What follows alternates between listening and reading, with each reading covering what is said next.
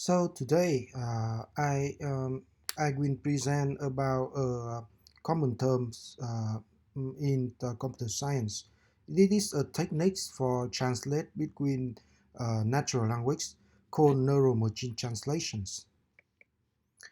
So before we come to this lecture, let's overview about the previous lecture.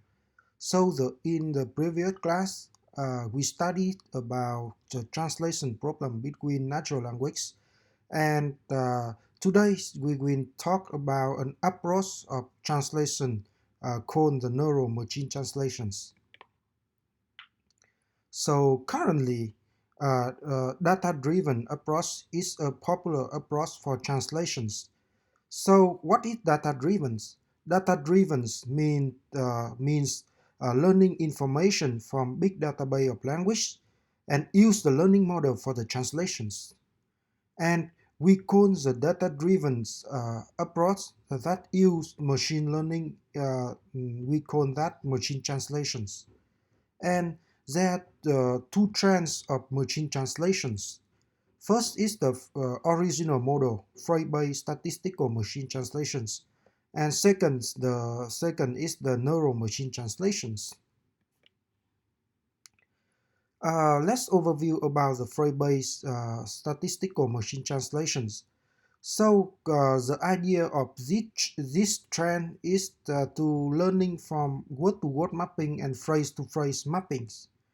And for example, as you can see, we can learn the Morgan is the tomorrow in English. This is from the translation from German to English. Freeze can be understand at the wind fly in English, and we can learn the information like that from the database. However, the phrase-based SMT has the main drawback is that, as you can see, it cannot learn information between paragraphs instead of words. In the other word, it can learn only the relations between the phrase in different language, not the paragraph, because the paragraph contains many words, and the size of the we can understand the paragraphs like a sentence that has many words, so it's impossible for the SMT to learn the informations. However, the neural machine translations has appeared to overcome this drawback. How it can overcome the drawbacks by SMT? So it provides another approach for learning by the vector representations. So in this case, in this model, the input sentence will be tokenized by a list of words, and the list of words will be converted to the vector representations, and the vector representations will be learned from a neural network model which contain 8 layers, like this example, and it will produce the target output as a vector, and it will from the vector representation it will propose the translated sentence for the target. So why do we need to use the neural machine translations? This is because it captures longer context of paragraph by attention model.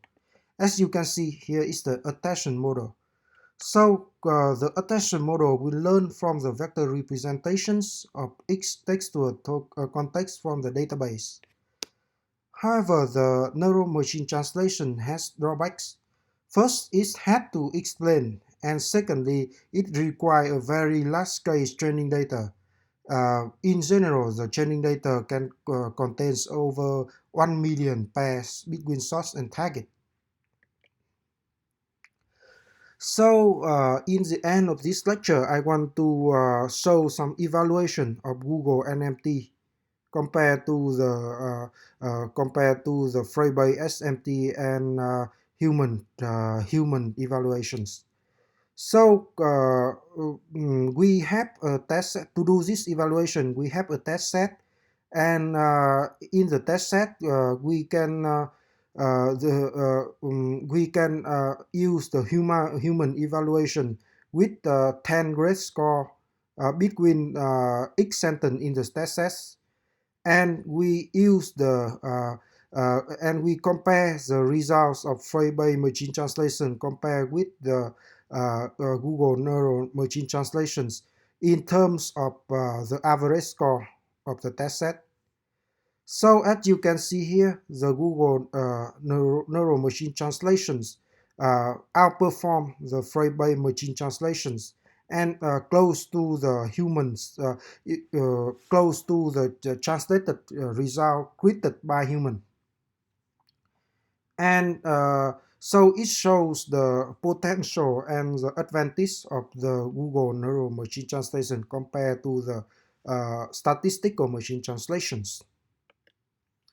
And thank you for listening to these presentations.